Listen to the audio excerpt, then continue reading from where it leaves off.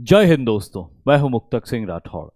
आज विक्रांत के इस 15वें लेक्चर में हम जिस कोर टॉपिक के बारे में स्टडी करेंगे वो है revolt of 1857 and reorganization under the crown. किस तरह से ब्रिटिशर्स के लेजिस्लेशंस और ब्रिटिशर्स के लैंड रेवेन्यू सिस्टम्स के चलते भारत में बहुत सारे रिबेलियन हो रहे थे। उन्हीं रिबेलियन में सबसे बड़ा रिबेलियन जो ब्रिटिशर्स के अगेंस्ट होता है वो 1857 की क्रांति का होता है। तो आज के इस लेक्चर में अपन ये बारे में बात तो करेंगे ही करेंगे, लेकिन उससे पहले हम ये भी देखेंगे कि ब्रिटिशर्स के अगेंस्ट ये रिबेलियंस हो क्यों रहे थे, प्राइमरी कॉजेज क्या थे।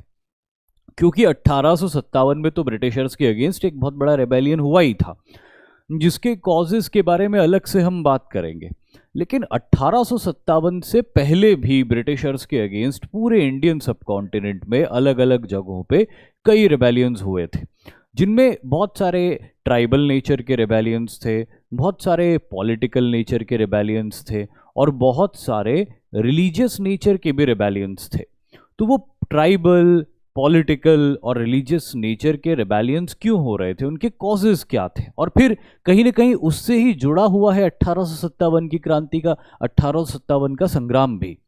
तो यहाँ पे कुछ पॉइंट्स दिए हुए हैं, जिन पॉइंट्स के माध्यम से हमको ये बात समझ में आएगी कि क्यों ब्रिटिशर्स के अगेंस्ट 1857 से पहले भी कई रिबेलियंस हुए थे। सबसे पहला पॉइंट यहाँ पे लिखा हुआ है, the confiscation of many forest lands bye the Britishers. Britishers का इंटरेस्ट इंडिया की नेचुरल रिसोर्सेस में था। भारत के अंदर बहुत बड़े और घने जंगल हैं, खास तौर पे सेंट्रल इंडिया और डेक्कन इंडिया के अंदर। जिन जंगलों की लकड़ी भी ब्रिटिशर्स के लिए बहुत इंपॉर्टेंट थी, क्योंकि यहाँ पे ज़्यादातर सागवान या साल के पेड़ मिलते थे, जो कि इंडस्ट्रीज में काफ़ी यूज़फुल होते थे। दूसरा, इन घने जंगलों के ज़मीन के नीचे खनिज भी बहुत ज़्यादा थे, मिनरल्स भी बहुत ज़्यादा थे, जिसका अगेन ब्रिटिशर्स को बहुत यूज़ था अपने इंडस्ट्रियलाइजेशन में, जैसे कोल। तो कोयला बहुत ज़्यादा ज़रूरी था उस वक्त इंडस्ट्रियलाइजेशन के, और क्योंकि भारत के इन हिस्सों में बहुत ज़्यादा कोयला मिलता था तो ब्रिटिशर्स का बहुत इंटरेस्ट था। साथ ही साथ यहाँ पे आयरन मिलता था और दूसरे मिनरल्स भी मिलते थे। इसीलिए ब्रिटिशर्स ने बहुत सारे ऐसे फॉरेस्ट लैंड्स के ऊपर कब्जा करना शुरू कर दिया, उन लैंड्स को कंप्लीटली अपने कंट्रोल में लेना शुरू कर दिया और उन इलाकों में माइनिंग करना शुरू कर दी, जिसकी वजह से उन इलाकों में रहने वाली ट्राइबल पॉपुलेशन बहुत ही एडवर्सली अफेक्ट होती है। ये ट्राइबल पॉपुलेशन हज़ारों सालों से इन जंगलों में रहती आई थी। कुछ ट्राइब्स शिफ्ट कल्टीवेशन प्रैक्टिस करते थे, कुछ tribes simply hunting and food gathering का काम किया करते थे। लेकिन ये दोनों ही तरह के काम करने वाली ट्राइब्स को बहुत एडवर्स इफेक्ट हुआ ब्रिटिशर्स के इस तरफ फॉरेस्ट लैंड्स को अपने कब्जे में लेने से, और ये एक प्राइमरी रीज़न रहा इस तरह के मूवमेंट्स के पीछे। दूसरा, the exploitation of tribals by the middle man. ना सिर्फ ट्राइबल्स की ज़मीनों को हथियाया जा रहा था, बल्कि साथ ही साथ उन इलाकों में जो ब्रिटिशर्स के सेटलमेंट्स बन रहे थे तो बहुत सारे मिडिल मैन आते थे। यहाँ पे मिडिल मैन का मतलब क्या होता था, देखिए, एक तो अंग्रेज़ हो गए, दूसरे ट्राइब्स हो गए, और इन दोनों के बीच में मीडिएटिंग करने के लिए जो लोग आते थे वो इंडियंस ही होते थे, लेकिन वो मिडिल मैन कहलाते थे। ये जो मिडिल मैन होते थे, ये मिडिल मैन ट्राइब्स को भूली भाली बातों में फंसा के उनसे ज़मीनें ले लिया करते थे, या उनको बहुत कम दाम देकर उनसे ज़मीनें खरीद लिया करते थे, या उनको डरा धमका के पुश बैक करके उनकी ज़मीन छीन लिया करते थे। और इन मिडिल मैन ने ट्राइब्समैन की सोसाइटी में इंटरफेयर करके कई तरह के एक्सप्लॉइटेशन उनके ऊपर इम्पोज किए, जिसकी वजह से भी ट्राइब्स बहुत ज़्यादा डिससेटिस्फाइड थी और बदला लेना चाहती थी। इसीलिए इस तरह के रेबेलियन होते हैं। जैसे मैं एक एग्जाम्पल की बात करूं तो संथाल रेबेलियन होता है, जो कि 1854 से 1855 के बीच में होता है। संथालों के रेबेलियन का एक प्राइमरी मोटिव ही यही था कि जो मिडिल मैन है, उन मिडिल मैन को वापस खदेड़ना है हमको अपने इलाके से। इन मिडिल मैन को संथाल डिकू कहा करते थे, और ये पूरी लड़ाइयाँ डिकुओं के खिलाफ ही थी। तो ये एक बहुत इंपॉर्टेंट वजह थी ट्राइबल्स की मूवमेंट की ब्रिटिशर्स के अगेंस्ट, उन मिडिल मैन का एक्सप्लॉइटेशन जो उन ट्राइबल्स के ऊपर हो रहा था। तीसरा है land revenue systems imposed bye the Britishers.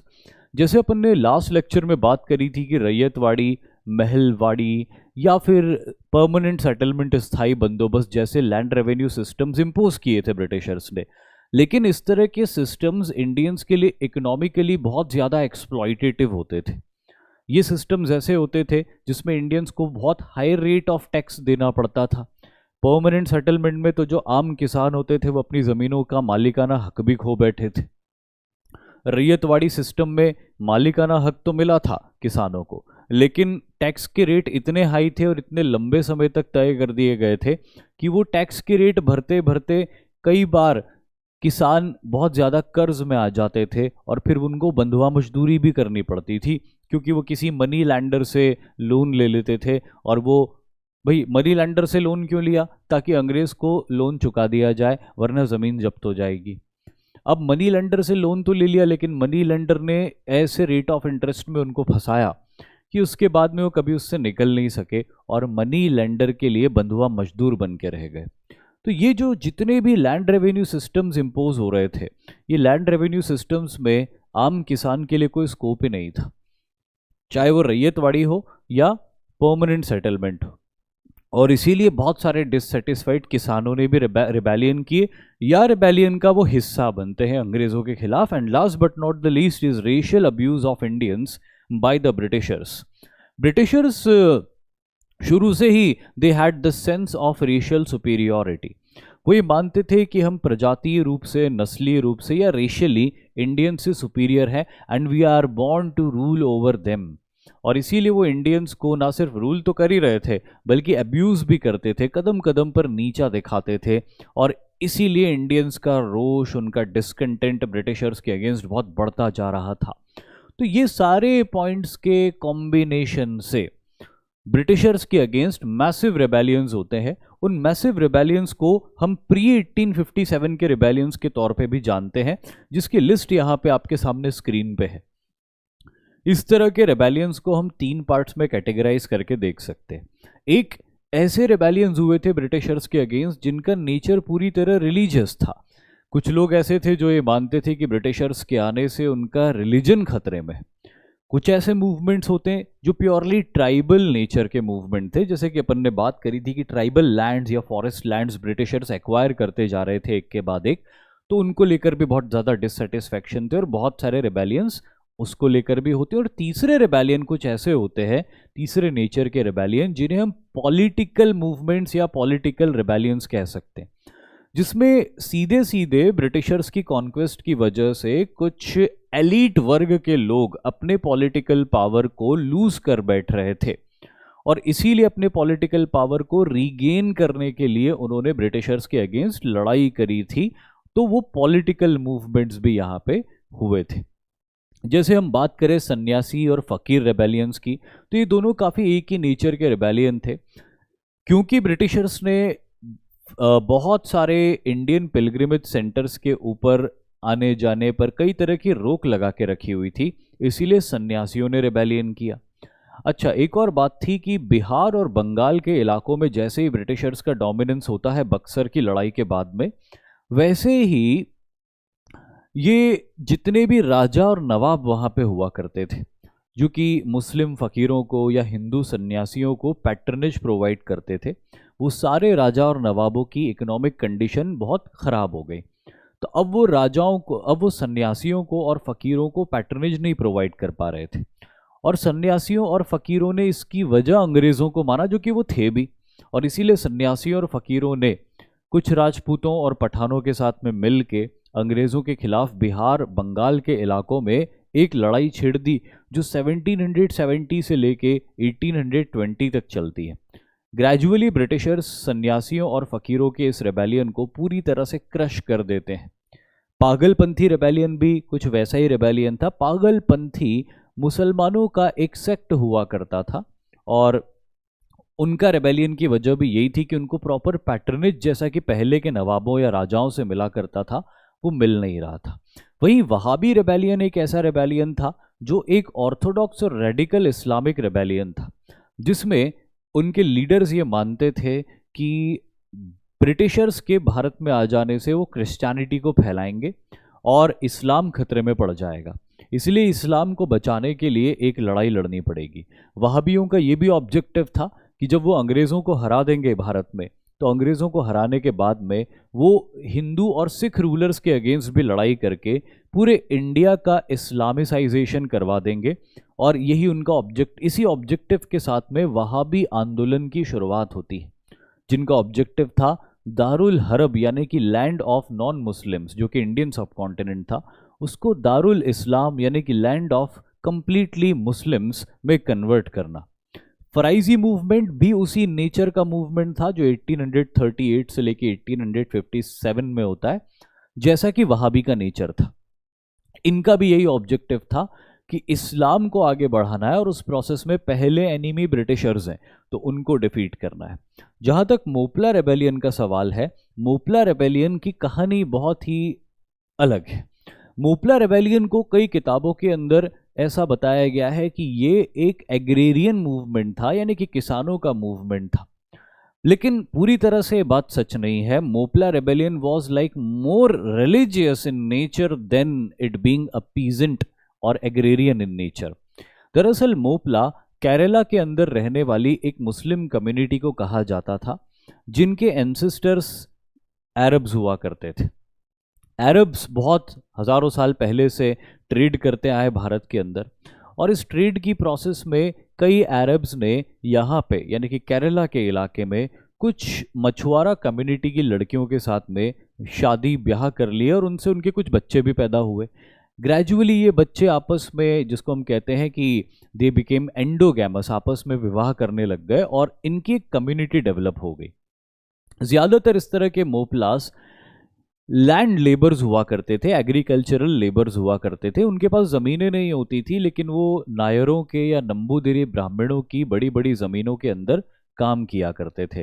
Kerala के अंदर जन्मेजय सिस्टम कुछ ऐसा था जिसमें कि ज़मीनें ज़्यादातर नायरों के या नंबूदिरी ब्राह्मण्स के पास होती थी, जो दोनों ही हिंदू होते थे, और उनकी ज़मीनों पर काम करके पैसा कमाने का अधिकार मोपलाओं को होता था। सदियों से यही परंपरा चली आई थी और एक अच्छा कोऑर्डिनेशन भी चल रहा था। लेकिन टीपू सुल्तान का जब इस इलाके पे हमला होता है, तो टीपू सुल्तान इस इलाके पे हमला करके नायरों के इस इलाके को जीत के ज़मीनें मोपलाओं को दे देते हैं। मोपला भी उसको एक्सेप्ट कर लेते हैं। हालांकि बाद में ब्रिटिशर्स के काउंटर अटैक की वजह से टीपू सुल्तान की हार होती है, और टीपू सुल्तान की हार के बाद वो सारी ज़मीनें जो टीपू ने जीत के मोपला मुसलमानों को दे दी थी, वो वापस नायरों के पास आती है। और अब नायर अपनी ज़मीन को वापस लेते हैं और गुस्से में लेते हैं, क्योंकि जब टीपू सुल्तान का हमला हुआ था तब मोपलाओं ने नायरों की मदद नहीं करी थी, उल्टा इन्वेडर का साथ दिया था। इसीलिए अब जब ज़मीनें वापस नायरों को मिलती है, तो वो मोपलास के ऊपर कई तरह की प्रोहिबिशंस इम्पोज करना शुरू कर देते हैं, और वहीं से मोपलास का डिसकंटेंट बढ़ता जाता है नायरों के अगेंस्ट। 1835 से लेके 1921 के बीच में कई बार ये मोपलास छोटे छोटे ग्रुप्स में नायरों के या नंबूदिरी ब्राह्मण्स के ऊपर अटैक करते हैं या मंदिरों में अटैक करते हैं, मंदिरों को डिस्ट्रॉय करते हैं, लेकिन कभी भी कोई बड़ा रेबेलियन नहीं हो पाया। पर जब खिलाफत मूवमेंट चल रहा था 1920-21 में, उस वक्त मोपलाओं की एक बहुत बड़ी मास इकट्ठी हो जाती है और खिलाफत मूवमेंट के आड़ में वो राइट्स शुरू कर देते हैं, दंगे शुरू कर देते हैं, एक बहुत बड़ा वॉर वेज कर देते हैं नायर्स एंड नंबूदिरी ब्राह्मण्स के अगेंस्ट। इसी को मोपला रेबेलियन कहा जाता है। इनिशियली मोपलास मालाबार के इलाके को डोमिनेट कर लेते हैं और बहुत ब्रूटली मैसेकर करते हैं नायर्स और नंबूदिरी ब्राह्मण्स को, और साथ ही साथ कुछ ब्रिटिश अथॉरिटीज़ को भी। लेकिन जल्दी ही ब्रिटिशर्स री इन्फोर्समेंट सेंड करते हैं, और री इन्फोर्समेंट सेंड करने के बाद में जल्दी ही मोपलास के इस रेबेलियन को क्रश किया जाता है, उनके लीडर्स को फांसी पे लटकाया जाता है, उनके बहुत सारे पार्टिसिपेंट्स को पकड़ के काला पानी की सज़ा दी जाती है, और इस तरह से मोपला रेबेलियन का सप्रेशन होता है। तो ये वो सारे रिलीजियस नेचर के रेबेलियंस थे, लेकिन कुछ ट्राइबल नेचर के रेबेलियन भी थे, जैसे कि संथाल रेबेलियन, जिसके बारे में हमने बात करी थी कि मिडिल मैन की एट्रॉसिटीज़ और मिडिल मैन की एक्सप्लॉयटेशन की वजह से आज के छोटा नागपुर प्लेटू यानी कि आज के झारखंड के इलाके में रहने वाली संथाल ट्राइब ने सिद्धू और कान्हू नाम के लीडर्स के लीडरशिप में रेबेलियन कर दिया था। 10,000 संथालों ने इकट्ठा होकर अंग्रेजों के खिलाफ एक बड़ा विद्रोह कर दिया था और अंग्रेजों की कुछ वक्त के लिए जान आफत में डाल भी दी थी। लेकिन संथालों के पास में वैसे मॉडर्न वेपन्स नहीं थे जिससे कि वो लंबे समय तक ब्रिटिशर्स का मुकाबला कर पाते, इसीलिए जल्दी ब्रिटिशर्स ने इस रेबेलियन को क्रश कर दिया। खोंड रेबेलियन आज के उड़ीसा के इलाके में होता है। मुंडा रेबेलियन एक और बड़ा रेबेलियन होता है 1899 में, जो अगेन झारखंड के इलाके में होता है।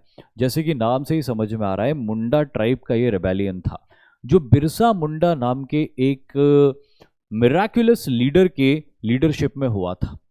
इनका भी एक ही ऑब्जेक्टिव था, अंग्रेजों और मिडिल मैन को अपने इलाके से बाहर खदेड़ देना। पाइका रेबेलियन भी एक पॉलिटिकल और ट्राइबल नेचर का रेबेलियन था जो उड़ीसा के इलाके में हुआ था। खासी और सिंगफोज रेबेलियन नॉर्थ ईस्ट के इलाके के रेबेलियंस थे, क्योंकि अब अंग्रेजों को पूरा भारत जीतने के बाद में बर्मा जीतने के लिए आगे बढ़ना था, और बर्मा जीतने के लिए आगे बढ़ने के लिए उन्हें एक अच्छी सड़क बनानी थी जो नॉर्थ ईस्ट के इलाकों से होकर जाती।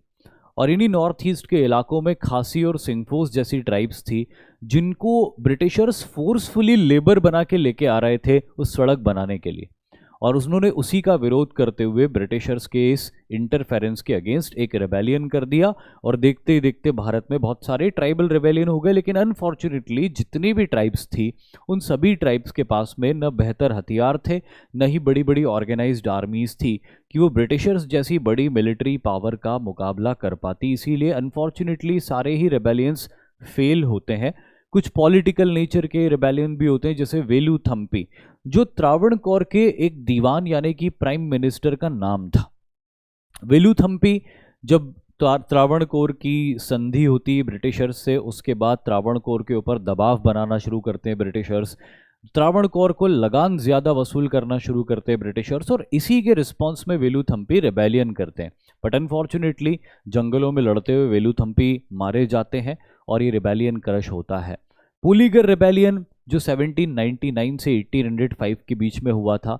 1799 में जब टीपू सुल्तान की हार होती है, तो टीपू सुल्तान की हार के बाद में जो वहाँ के लैंड लॉर्ड या लैंड ओनिंग कम्युनिटी थी, जो वहाँ पे ट्रेडिशनली टैक्स कलेक्शन का काम किया करती थी, ब्रिटिशर्स ने उनसे टैक्स कलेक्शन के राइट्स छीन लिए और सीधे रैयतों को अपनी ज़मीनों का मालिक बना दिया। और इसी के खिलाफ पुलिगर्स ने ब्रिटिशर्स के अगेंस्ट रेबेलियन किया। बट अगेन कहानी वही थी, अच्छे वेपन्स नहीं थे, अच्छी आर्मी नहीं थी, ब्रिटिशर्स ने इस रेबेलियन को भी क्रश कर दिया।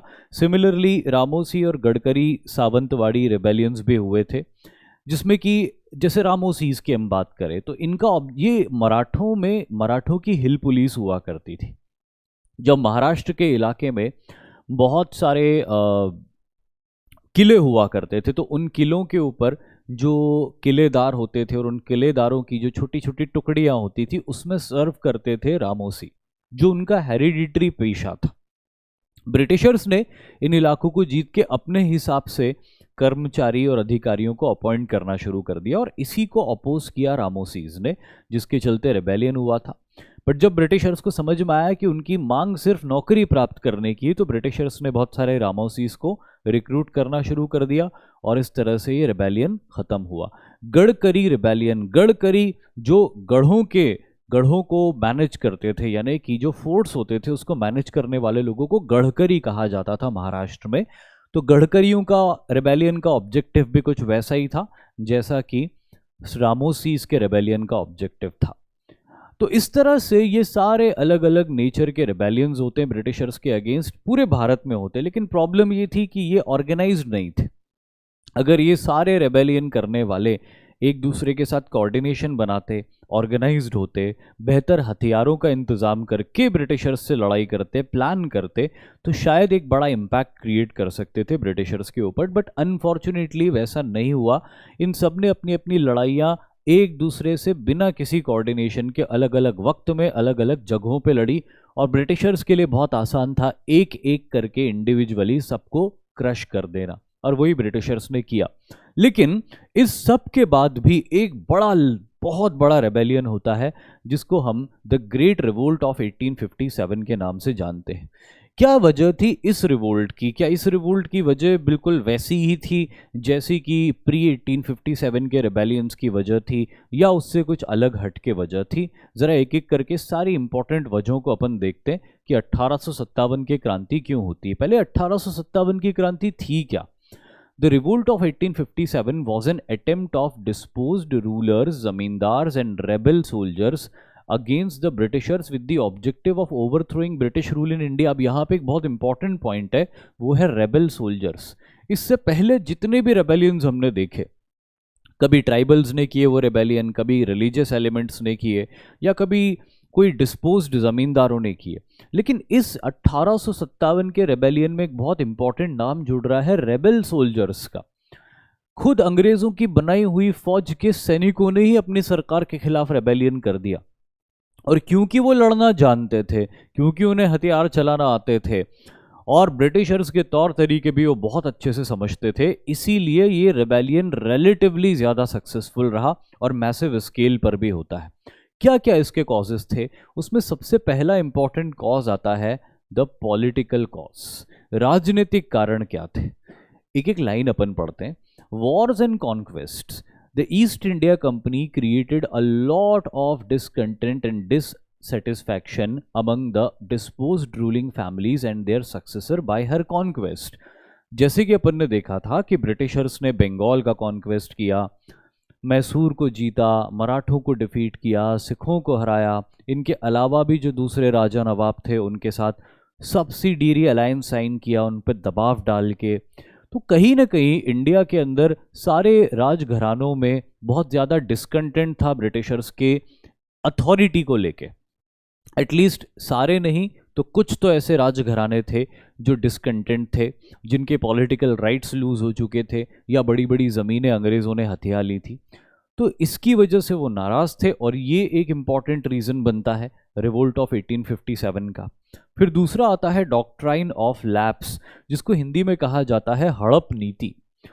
लॉर्ड डलहौजी जो 1848 में भारत का गवर्नर जनरल बनता है, वो इस हड़प नीति का इंट्रोडक्शन करता है भारत के अंदर, जिसका कहना सीधा सा था, कोई भी भारतीय राज्य जिसका उत्तराधिकारी पिछले राजा का बायोलॉजिकल सन नहीं है, वैसे राज्य अंग्रेज सरकार हड़प लेगी और बूढ़े राजा को थोड़ी बहुत पेंशन देकर छोड़ दिया जाएगा।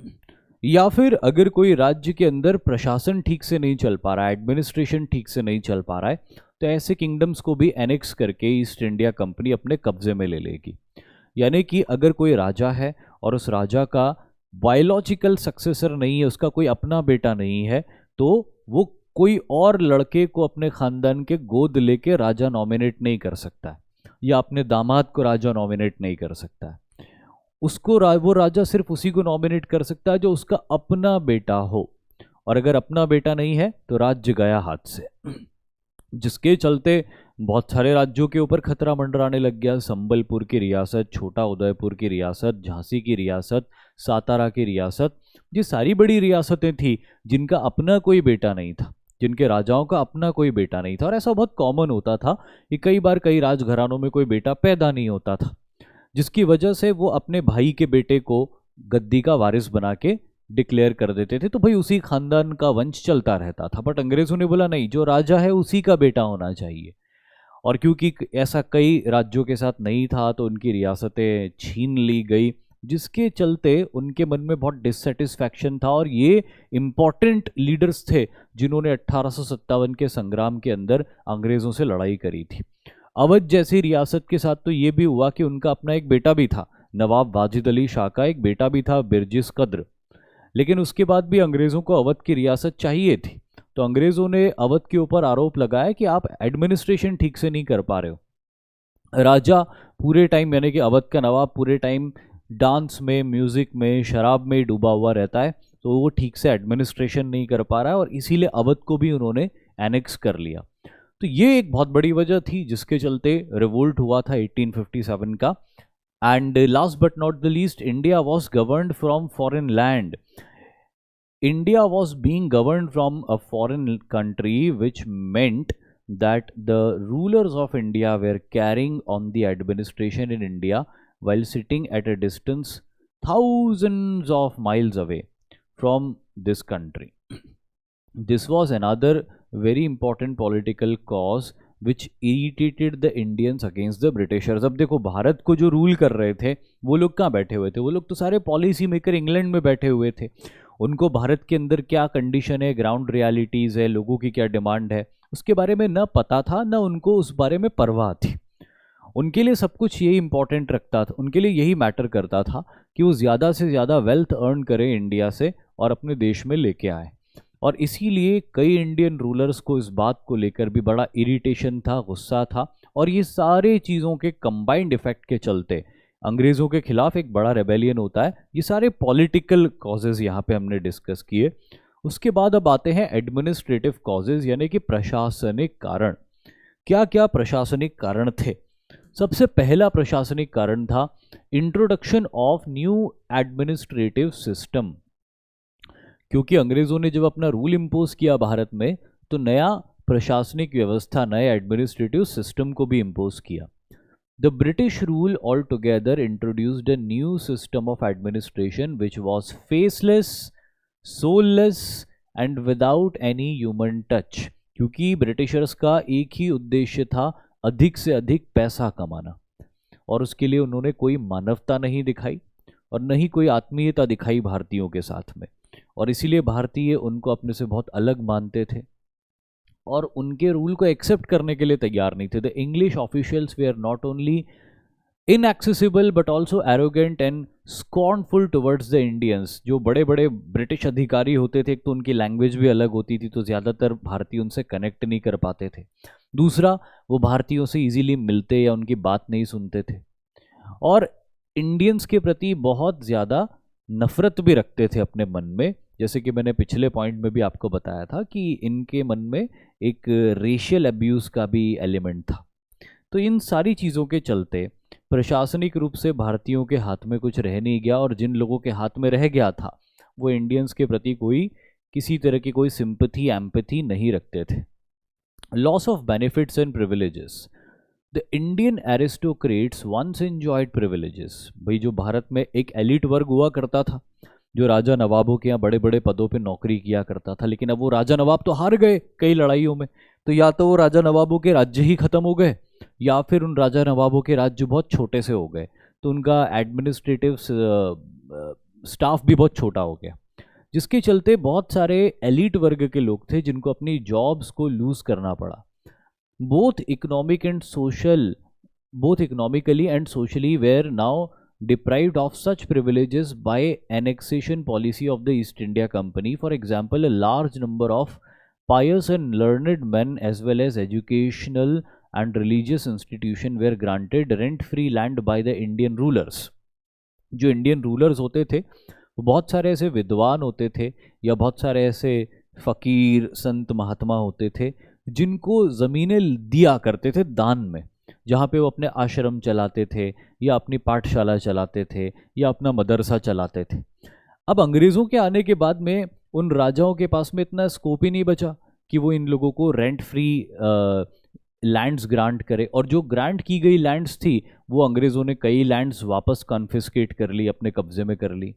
जैसे कि यहाँ लिखा हुआ है, बाय अपॉइंटिंग द इनाम commission east India company government confiscated rent free land on large scale, कि भाई जितने भी राजाओं ने फ्री में ज़मीनें दी हुई है वो वापस ली जाए। तो अब ऑब्वियस सी बात थी कि वो जो लर्नेड मैन थे, वो जो स्कॉलर्स थे, उनको गुस्सा तो आएगा अंग्रेज़ों के खिलाफ, और इन्हीं लोगों ने लीडरशिप प्रोवाइड करी थी, इन्हीं लोगों ने सैनिकों को या दूसरे लोगों को भड़काया था अंग्रेज़ों के खिलाफ, क्योंकि इन लोगों की पावर, प्रेस्टीज, प्रिविलेजेस सब लूज़ हो रहे थे ब्रिटिश एडमिनिस्ट्रेशन नया जो सेटअप हो रहा था उसके चक्कर में। तीसरा, exclusion of Indians from higher administrative posts. In the new administrative machinery, Indians were excluded from all the jobs both in civil as well as military departments. All the higher posts in British administration were kept reserved for the English people to the exclusion of Indians. अंग्रेज ऐसा कहते थे कि हम भारतीयों को काबिल नहीं मानते कि वो बड़ी बड़ी पोजीशंस पे रह के लीड कर सकते हैं, बट असल में बात ये थी कि अंग्रेज डरते थे कि अगर बड़ी पोजीशंस पे, की पोजीशंस पे इंडियंस का अपॉइंटमेंट हो गया तो ये इंडियंस अपने फेलो इंडियंस के फेवर में काम करने लग जाएंगे, ये भारत की जनता के फेवर में काम करेंगे। और अंग्रेज ऐसा नहीं चाहते थे ना, वो तो ये चाहते थे कि भाई जितना भी काम हो इंग्लैंड में बैठी हुई सरकार के फेवर में होना चाहिए। और यही वजह है कि इंडियंस को काबिलियत होने के बावजूद न फौज में और ना ही सिविल जॉब्स में कोई बड़ी पोजीशन दी जाती थी। हाँ, कर्मचारियों के स्तर पर बहुत सारे भारतीयों का रिक्रूटमेंट किया जाता था, लेकिन उनको ऊंची पोजीशंस कभी भी नहीं दी जाती थी, जिसके चलते इन सारे एलीट वर्गों के मन में बहुत डिसकंटेंट था और इन सारे पॉइंट्स के कॉम्बिनेशन से भी रेबेलियन को बहुत इम्पेटस मिलता है। तीसरा पॉइंट आता है इकोनॉमिक, जो कि बहुत इंपॉर्टेंट कॉज होता है, क्योंकि after all everything was economical. Britishers के सारे ऑब्जेक्टिव आर्थिक ही थे। Economic exploitation of all sections, सभी वर्गों का बहुत ज़्यादा आर्थिक शोषण किया गया ब्रिटिशर्स के दौर में। The only interest of the company was the collection of maximum revenue with minimum efforts। यही ईस्ट इंडिया कंपनी का उद्देश्य था कि ज़्यादा से ज़्यादा रेवेन्यू कलेक्ट करो और कम से कम रिस्पॉन्सिबिलिटी लो भारत की। इसीलिए अंग्रेज़ों ने बहुत सारे राजा महाराजाओं को रूल भी करने दिया था अपने इलाके में कि आप रूल करते रहो यहाँ पे, क्योंकि हम आपके इलाके में रूल करेंगे तो एडमिनिस्ट्रेशन भी हमको करना पड़ेगा, उसमें खर्चा भी लगता है। इससे अच्छा एडमिनिस्ट्रेशन का खर्चा भी आप देखो, बस कलेक्ट किए हुए लगान का एक बड़ा हिस्सा हमको दे दिया करो। तो ये लोग लगान लिया करते थे भारतीय राज्यों से। कुछ इलाके ऐसे थे जैसे पंजाब के इलाके, बंगाल के इलाके, आज के उत्तर प्रदेश के इलाके, जो फर्टाइल इलाके थे जहाँ से बहुत ज़्यादा रेवेन्यू आ सकता था। तो वहाँ पे ब्रिटिशर्स ने सारे राजवंशों का खात्मा कर दिया और कंप्लीट कंट्रोल वहाँ पे इस्टेब्लिश किया। एडमिनिस्ट्रेशन भी वहाँ अपने हाथ में ले लिया। क्यों? क्योंकि वहाँ से बहुत ज़्यादा पैसा मिल रहा था। तो कुछ जगह जहाँ से उनको बहुत पैसा मिल रहा था वहाँ एडमिनिस्ट्रेशन का जिम्मेदारी भी उन्होंने ले लिया। कुछ जगह जैसे पश्चिम भारत के इलाके, राजस्थान के इलाके, गुजरात के इलाके, मध्य प्रदेश के इलाके, जहाँ से बहुत ज़्यादा रेवेन्यू नहीं आता था, खेती बाड़ी ज़्यादा थी नहीं यहाँ पे, तो इसीलिए यहाँ पे रूलर्स को रूल करने दिया कि एडमिनिस्ट्रेशन की जिम्मेदारी तुम संभालो और जितना भी कलेक्ट करते हो उसका एक हिस्सा हमको देते जाओ। तो इस तरह मिनिमम रिस्पॉन्सिबिलिटी मैक्सिमम प्रॉफिट के ऑब्जेक्टिव से ब्रिटिशर्स ने इंडियंस को इकोनॉमिकली ड्रेन करना शुरू किया, उनको सक करना शुरू कर दिया। रूइंस ऑफ मर्केंटाइल क्लास, भाई जो व्यापारी वर्ग था उसका तो पूरा डिस्ट्रक्शन कर दिया यूरोपियंस ने, ब्रिटिशर्स ने। The British deliberately crippled Indian trade and commerce by imposing high tariff duty against the Indian goods. On the other hand, they encouraged the import of British goods to India. भाई जो भी कच्चा माल भारत में पैदा होता था, भाई भारत में इंडस्ट्रीज तो थी नहीं, इंडियंस ने तो इंडस्ट्रियलाइजेशन नहीं डेवलप किया था, मॉडर्न इंडस्ट्रियलाइजेशन, कि वो बड़े पैमाने पे कच्चे माल को फिनिश्ड गुड्स में बदलें और एक्सपोर्ट करें। तो इंडियंस कच्चा माल ही बेचते थे। अब इंडियंस के इस कच्चे माल के ऊपर अंग्रेज़ों के जहाज़ों में जो लद के जाता था, इतनी ज़्यादा टैरिफ ड्यूटीज़ लगाई जाती थी कि कोई ख़रीदता ही नहीं था विदेशों में इस माल को, और ये माल व्यापारियों को औने पौने दामों में मजबूरी में अंग्रेज़ों को ही बेचना पड़ता था। अब इस सस्ते में ख़रीदे गए कच्चे माल से अंग्रेज़ इंडिया में बनाई अपनी ही फैक्ट्रीज़ के अंदर बहुत सारे गुड्स बनाते थे, या इंग्लैंड के अंदर कई फैक्ट्रीज थी जहाँ पे goods, fine goods, finished goods बनते थे, और उस फिनिश गुड्स को इंडिया के मार्केट्स में लाके बेचते थे। तो इंडिया का ही माल सस्ते में ख़रीदा, उसी माल से अपनी फैक्ट्री में फाइनल प्रोडक्ट बनाया और इंडिया के मार्केट में ही लाके उसको बेच दिया। तो इसमें इंडियन व्यापारी जो थे वो पूरी तरह से टूट गए। इंडियन व्यापारियों के पास में कोई स्कोप ही नहीं बचा सिवाय इसके कि वो अपने कच्चे माल को सस्ते दामों में अंग्रेज़ों को बेच दें और अपनी दाल रोटी चलाते रहे। ग्रो करने का कोई स्कोप ही नहीं रखा अंग्रेज़ों ने भारतीयों के लिए। डिस्ट्रक्शन ऑफ इंडियन मैन्युफैक्चरर्स, क्योंकि अंग्रेज़ों के पास में फैक्ट्रीज थी जिसमें बहुत बड़े पैमाने पे और तेज़ी से बहुत फिनिश्ड प्रोडक्ट्स बन के आ जाते थे। उसके मुकाबले में जो इंडिया की कॉटेज इंडस्ट्री थी, हैंडलूम इंडस्ट्रीज़ थी, ये बहुत धीरे प्रोडक्शन करती थी और छोटे स्केल पे प्रोडक्शन करती थी, तो ये भी टिक नहीं पाए ब्रिटिशर्स के सामने कंपटीशन में। और इस तरह से ब्रिटिशर्स ने भारत में कॉटन टेक्सटाइल इंडस्ट्रीज को पूरी तरह से डिस्ट्रॉय करके रख दिया। And last but not the least, economic drain. Economic drain, ये जो थ्योरी थी इकोनॉमिक ड्रेन की, इस थ्योरी को प्रोपगेट किया था, पहली बार ये थ्योरी सामने आती, समझ में आती है दादा भाई नौरोजी की एक किताब में। दादा भाई नौरोजी एक बहुत बड़े पारसी स्कॉलर थे और एक काफ़ी एजुकेटेड इंडियन भी थे। इन्होंने एक किताब लिखी थी, poverty and un-British rule in India by दादा भाई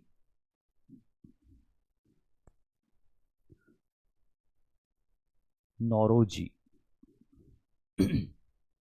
बहुत बड़े स्कॉलर थे, बाद में कांग्रेस के एक फाउंडिंग मेंबर भी बने थे। तो उन्होंने किताब लिखी थी poverty and un British rule in India, कि किस तरह से ब्रिटिशर्स जो खुद को जेंटलमैन कहते हैं, जो ये मानते हैं कि हम काफ़ी इंसाफ पसंद हैं, वो अपने ही तरीकों को बाईपास करके भारत में रूल कर रहे हैं और भारत के लोगों की को गरीब बना रहे हैं। और ये कैसे बना रहे गरीब? भारत से टैक्स कलेक्शन करते। कोई भी सरकार टैक्स कलेक्शन क्यों करती? इसलिए करती ताकि उस कलेक्ट किए हुए टैक्स से वो लोगों को एक अच्छा प्रशासन दे पाए, सुविधाएं दे पाए। लेकिन अंग्रेज जो भारत से टैक्स कलेक्ट कर रहे थे, उसका भारतीयों के उद्धार के लिए नहीं लगा रहे थे, वो भेज रहे थे इंग्लैंड। इसको बोलते ड्रेन ऑफ वेल्थ, कि भारत के लोगों की जेब से जो टैक्स आ रहा है वो भारत के लोगों के ऊपर नहीं यूज़ हो रहा है, उनके उद्धार के लिए यूज़ नहीं हो रहा है, वो तो सारा का सारा इंग्लैंड ड्रेन हो जा रहा है। और इसीलिए भारत में गरीबी, फेमाइंस, परेशानियां, डिसकंटेंट बढ़ते जा रहे थे अंग्रेज हुकूमत के खिलाफ। Next is social and religious causes. बहुत सारे अंग्रेज़ों के सिस्टम ऐसे थे जिसमें सामाजिक रूप से और धार्मिक रूप से भी भारतीय बहुत डिस्टर्ब हुए। जैसे social exclusiveness, the British policy of social exclusiveness and arrogant manner toward the Indians created discontent among the Indians. जैसे कि मैंने आपको पिछले पॉइंट्स में भी बताया कि जो अंग्रेज़ों की पॉलिसी होती थी भारतीयों को लेकर, वो एक हेट्रेड से भरी हुई होती थी, एक रेशियल बायस्डनेस से भरी हुई होती थी, एक एरोगेंस से भरी हुई होती थी। और इसीलिए अंग्रेज़ों को भी इंडियंस नहीं पसंद करते थे। भाई कोई बार बार आपकी बेइज्जती करेगा तो आप भी एक दिन उससे गुस्सा हो जाओगे। भाई कोई भी हो, वो कितना भी बड़ा इंसान हो, कितना भी पावरफुल इंसान हो, अगर वो आपकी इज्जत नहीं करेगा तो कुछ आप नहीं भी कर पाओगे, तो कम से कम आप उससे बात करना तो बंद कर दोगे, और मौका मिलेगा तो उसको सबक भी सिखाओगे। तो ये एक बड़ी वजह थी कि जो अंग्रेज़ों ने भारतीयों के प्रति पॉलिसी बना ली थी कि ये हमसे इन्फीरियर हैं, हम इन पे रूल करेंगे, ये गलत था अंग्रेज़ों की तरफ से। मिशनरी एक्टिविटीज़, 1813 के चार्टर एक्ट के बाद से ही मिशनरी एक्टिविटीज़ भारत के अंदर बहुत बढ़ गई। क्रिश्चियनिटी को बढ़ावा दिया जाने लग गया भारत में। देखिए कोई भी रिलीजन अच्छा या बुरा नहीं होता, और हर रिलीजन को एक फैलने का स्कोप होना चाहिए। अगर वो उस रिलीजन की जो भी आइडियोलॉजी है वो आइडियोलॉजी लोगों को बताए, और अगर लोगों को अच्छी लगती है वो आइडियोलॉजी तो वो उसको अपना सकते हैं। तो यहाँ पे कोई प्रॉब्लम नहीं। भारत ने ऐतिहासिक रूप से ऐसा ही सेक्युलर रहा है। पहले भी भारत में वैदिक धर्म हुआ करता था, जैन धर्म हुआ करता था, बौद्ध धर्म हुआ करता था, सबकी आइडियोलॉजी एक दूसरे से अलग थी, लेकिन सब सर्वाइव करते थे और सबके लिए स्कोप था। बाद में भारत में इस्लाम भी आया, उसका भी फैलाव हुआ भारत के अंदर। तो उसी तरह अगर क्रिश्चियनिटी भी आ रही थी तो कोई बहुत अनयूजुअल बात नहीं थी भारत को लेके। लेकिन यहाँ पे अंग्रेज जो चीज़ कर रहे थे वो ये थी कि जो क्रिश्चियनिटी को स्प्रेड करने की एक्टिविटीज़ थी, ये सरकार की देखरेख में हो रहा था। भाई आज की तारीख में भारत में जो सरकार है, हिंदू धर्म सबसे बड़ा धर्म है आज के भारत के अंदर, तो कैसा हो कि अगर आज की भारत की सरकार हिंदू धर्म को भारत में फैलाने के लिए विधिवत कार्य करना शुरू कर दे, प्लानिंग करके और गवर्नमेंट ऑफिसर्स अपॉइंट करके, या फिर गवर्नमेंट पैट्रनेज में हिंदू रिलीजन को स्प्रेड करना शुरू कर दे among the Muslims and Christians and other religions, तो क्या ये आपको सही लगेगा? ये बिल्कुल भी भारत में सही नहीं रहेगा। लेकिन अंग्रेज यही कर रहे थे कि अंग्रेज अपनी सरकारी निगरानी, देख रेख और सपोर्ट से क्रिश्चियनिटी को फैला रहे थे। हालांकि अंग्रेज़ों को ये बात भी समझ में आ गई थी कि भारत में रहने वाले हिंदू और भारत में रहने वाले मुस्लिम, ये दो बड़े रिलीजन हुआ करते थे भारत में, ये लोग अपने रिलीजन से बहुत ज़्यादा डीपली कनेक्टेड है और इनको क्रिश्चियनिटी में कन्वर्ट करना बहुत मुश्किल है। इसीलिए अंग्रेज़ों ने टारगेट किया ट्राइबल पॉपुलेशन को। और ट्राइबल पॉपुलेशन जो कि भोले भाले भी होते थे और न हिंदू रिलीजन से ज़्यादा कनेक्टेड होते थे, न इस्लाम से कनेक्टेड होते थे, उनका अपना एक अलग ही सिस्टम कल्चर हुआ करता था। यूँ रिलीजन के हिसाब से हम उनको हिंदू बोल सकते हैं, लेकिन एग्जैक्टली जैसे हिंदू चीज़ों को सेलिब्रेट या फॉलो करते थे वो एग्जैक्टली वैसे नहीं करते थे, उनके कस्टम्स बहुत अलग होते थे।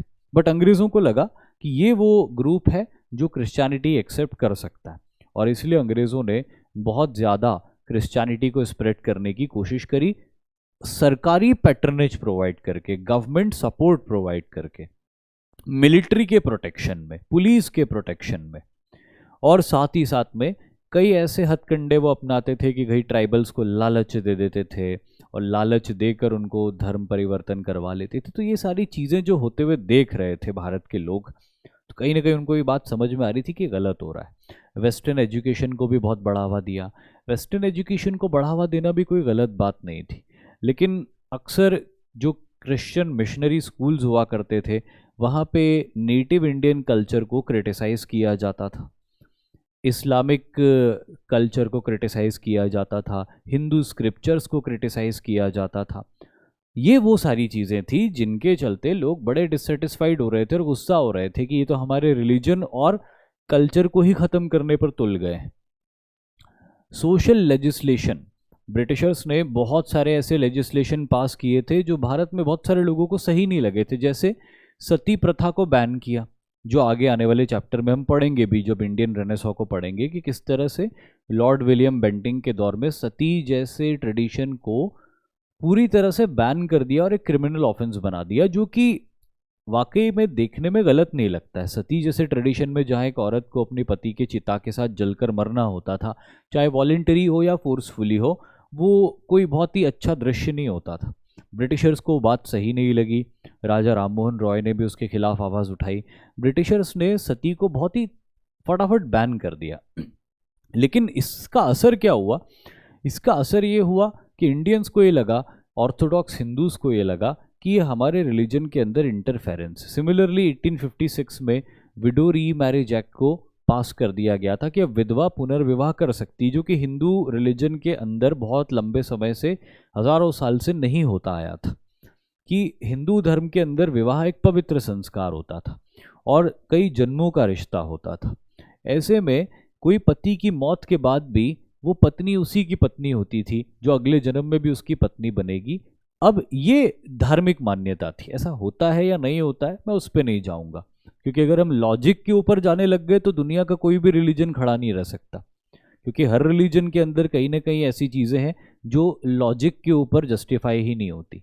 तो वैसे ये वाली बात भी शायद लॉजिक के ऊपर जस्टिफाई नहीं होती, 7 जन्मों का रिश्ता वाला, लेकिन हिंदू धर्म के अंदर ये मान्यता थी और इसीलिए विधवा होने के बाद भी स्त्री कभी पुनर्विवाह नहीं करती थी। बट अंग्रेजों ने इस पुनर्विवाह को कानूनी मंजूरी दे दी। तो इन दो लेजिस्लेशंस की वजह से बहुत सारे इंडियंस को लगा कि हमारे संस्कृति और धर्म को ही बदल देना चाहते। तो इसीलिए बहुत सारे ऐसे लोग थे जो इन सामाजिक और धार्मिक कारणों की वजह से अंग्रेज़ों के विरोधी हो गए थे, उनके दुश्मन हो गए थे, और ये बहुत पावरफुल लोग थे। They had the capability to bring masses under them and lead them against the Britishers. Britishers ने यहाँ पे थोड़ी चूक कर दी थी और एक बहुत बड़ी वजह बनी थी ये रेबेलियन की। And last but not the least, military cause, क्योंकि आफ्टर ऑल रेबेलियंस तो बहुत सारे हुए थे ब्रिटिशर्स के against, tribal, peasant, political, religious, लेकिन कोई भी रेबेलियन सक्सेसफुल क्यों नहीं हुआ था? क्योंकि अंग्रेज़ों की खुद की मिलिट्री बहुत दमदार और ताकतवर थी। लेकिन जब खुद अंग्रेज़ों की मिलिट्री के अंदर से रेबेलियन हुआ तब अंग्रेज़ों के ऊपर बड़ा असर हुआ।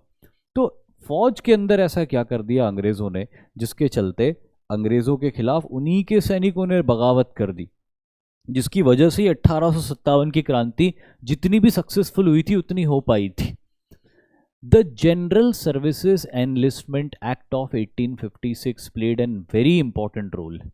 The Indian soldiers nursed grievances against the British as they were forced to go on expedition to Burma and Afghanistan, which violated their religious scruples.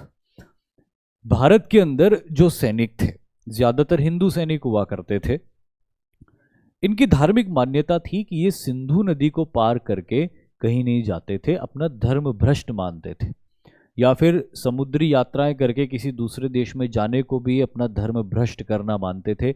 लेकिन 1856 में the general service enlistment act पास होता है, जिसके तहत अब भारतीय सेना में काम करने वाला हर सैनिक बाध्य होगा कहीं पर भी जाकर युद्ध करने के लिए जहां पर उसको सरकार भेजेगी, जिसकी वजह से बहुत ज़्यादा डिससेटिस्फैक्शन हो गया था सैनिकों के मन में।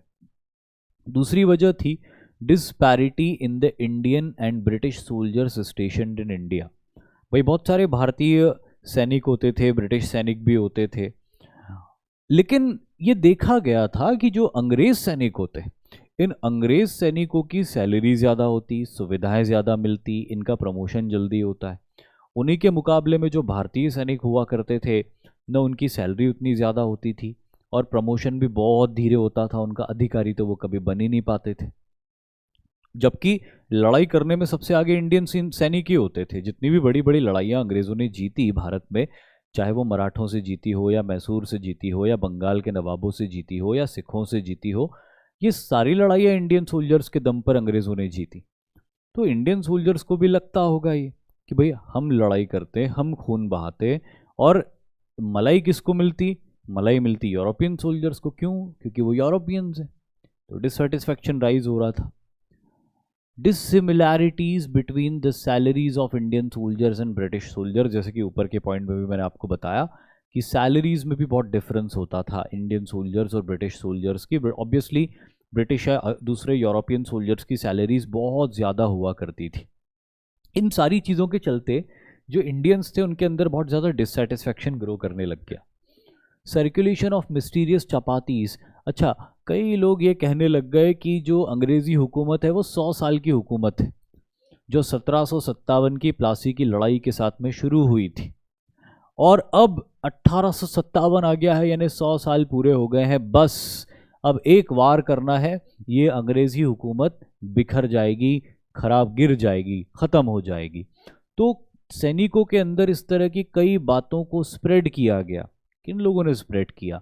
रिलीजियस एलिमेंट्स ने स्प्रेड किया, स्कॉलर्स ने स्प्रेड किया, जो अलग अलग वजहों से ब्रिटिशर्स से डिससेटिस्फाइड थे। उन सबका टारगेट थे ये इंडियन सोल्जर्स जो लड़ना जानते थे, अंग्रेज़ों के बनाए हुए सैनिक थे। किसी तरह से ये सैनिक अगर भड़क गए तो ये अंग्रेज़ों की शासन को अंत कर सकते हैं। कोई भी सरकार का शासन फौज के तो दम पे होता है, चाहे आज की सरकार हो या किसी भी दौर की सरकार हो। कोई भी सरकार बिना फोर्स के रूल ही नहीं कर सकती। आज आप सरकार की बात मानते हो तो क्यों मानते हो? क्योंकि आपको डर है कि अगर आपने सरकार की बात नहीं मानी तो सरकार आपको पनिश करेगी। पनिश करने के लिए सरकार के पास पुलिस है, आर्मी है। चलो आर्मी तो नहीं करती पनिश, लेकिन पुलिस फोर्स होती है, पैरामिलिट्री फोर्स होती है कि भाई कोई सरकार के खिलाफ हथियार उठा लेगा तो पैरामिलिट्री फोर्स उसका मुकाबला करेगी। कोई और दुश्मन के साथ मिलकर कुछ करेगा तो आर्मी उसका मुकाबला करेगी। कोई लोकल लेवल पर एनार्की क्रॉस करने का कोशिश करेगा तो पुलिस उसको क्रश करेगी। तो अगर किसी सरकार के पास में फोर्स नहीं हो तो सरकार की बात एक भी इंडिविजुअल नहीं मानने वाला। तो यहाँ पर जितने भी राजा, नवाब, जमींदार, धार्मिक लोग, ये सारे जो लोग थे जानते थे कि अगर अंग्रेज़ों की बनाई सेना ही उनके खिलाफ खड़ी हो जाए तो अंग्रेज़ फिर कुछ भी नहीं कर पाएंगे भारत में, क्योंकि उसी सेना के दम पर अंग्रेज़ टिके हुए हैं भारत में। और इसीलिए इन सैनिकों को भड़काने का भी काम शुरू किया गया। इस तरह के र्यूमर्स फैलने लग गए कि 100 साल का ये ब्रिटिश हुकूमत थी और अब ये ख़त्म हो जाएगी, बस हमको उठकर एक वार करना है। और इसी के लिए देखते ही देखते कई सैनिक लामबंद हो गए और एक बड़ा रेबेलियन होता है। लेकिन इस बड़े रेबेलियन का एक तात्कालिक कारण भी होता है, एक इमीडिएट कॉज भी होता है। वो इमीडिएट कॉज क्या होता है वो इन दो फोटोग्राफ्स के माध्यम से मैं आपको समझाऊंगा। इमीडिएट कॉज का इमीडिएट नाम है the greased cartridges of Lee Enfield rifles. 1853 में कुछ नई बंदूकें इंट्रोड्यूस करी गई जिसका नाम था ली एनफील्ड राइफल्स।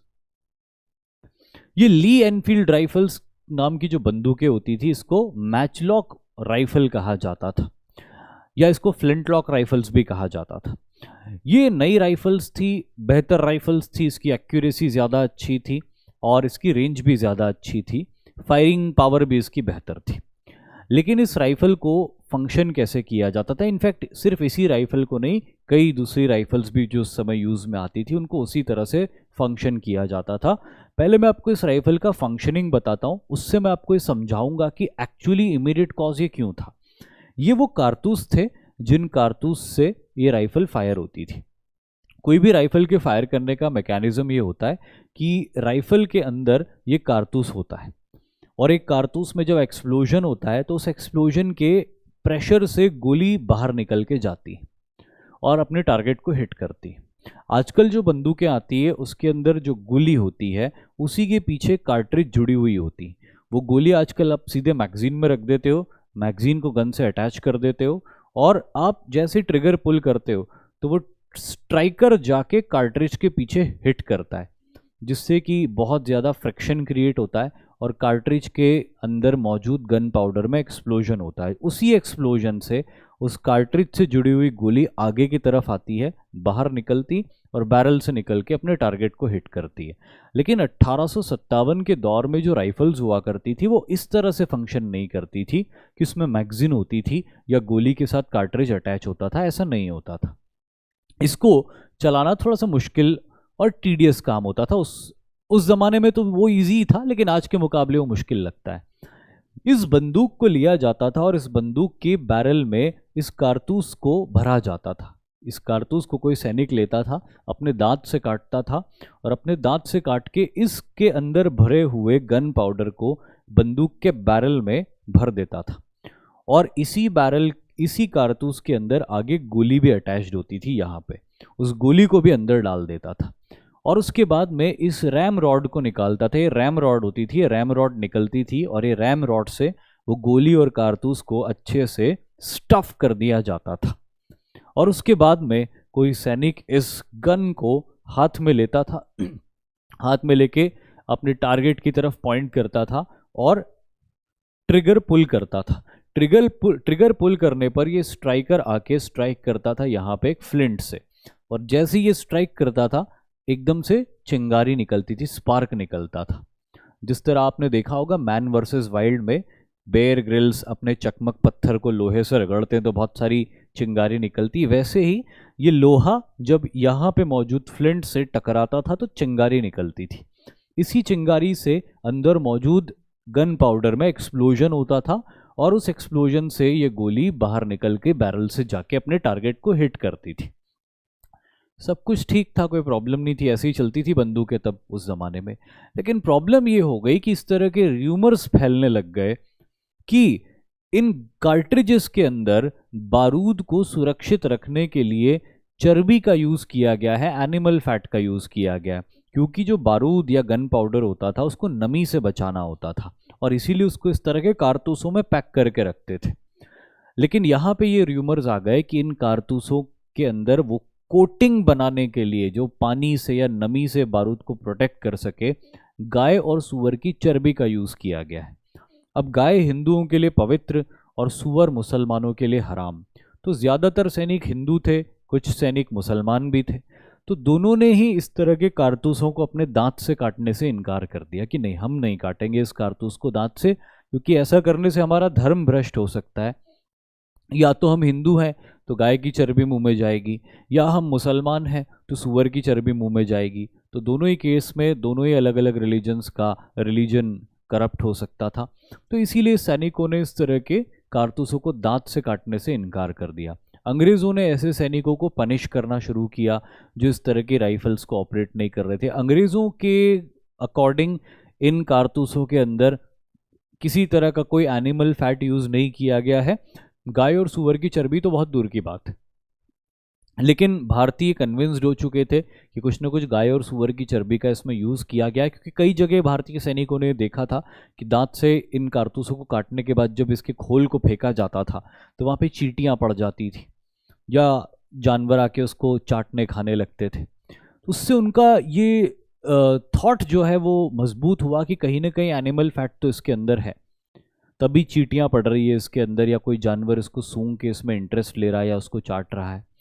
तो इसीलिए बहुत सारे इंडियंस ने इसको ऑपरेट करने से मना कर दिया। अंग्रेज़ों ने बहुत सारे ऐसे भारतीयों को पकड़ के जेल में डाल दिया या उनकी यूनिट्स को डिसबैंड कर दिया। लेकिन एक ऐसा सैनिक था जिनका नाम था मंगल पांडे, जिन्होंने अंग्रेज़ों की बात का विश्वास करके इस तरह की बंदूक को ऑपरेट किया था। लेकिन जब बाद में वो कन्विंस्ड हुए कि वाकई में इसमें कोई ना कोई एनिमल का फैट है या गाय और सूअर की चर्बी, तो उनको बिट्रेड फील हुआ कि अंग्रेज़ जो हमारे अधिकारी हैं उन्होंने हमारे साथ में बिट्रेयल किया। और इसीलिए बदले की भावना से मंगल पांडे, जो कि 34वीं नेटिव इन्फेंट्री नाम की यूनिट के सिपाही थे, उन्होंने बैरकपुर की छावनी में इस तरह के ग्रीस्ड कार्ट्रिजेस की बंदूकों का इस्तेमाल करने से भी इनकार किया, और साथ ही साथ में अपनी फॉलिन लाइन से बाहर निकल के अंग्रेज अधिकारियों के ऊपर हमला भी किया, जिसमें उन्होंने अंग्रेज अधिकारी लेफ्टिनेंट बॉ को बुरी तरह घायल भी कर दिया। But unfortunately he was arrested and later executed. उनको फांसी की सजा दे दी गई थी अप्रैल 1857 में।